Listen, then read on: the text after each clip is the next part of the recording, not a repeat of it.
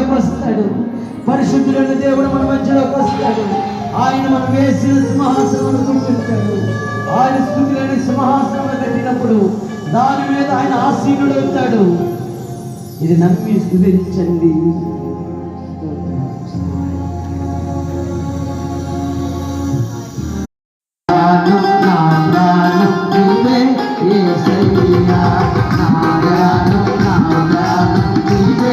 యేసయ్యా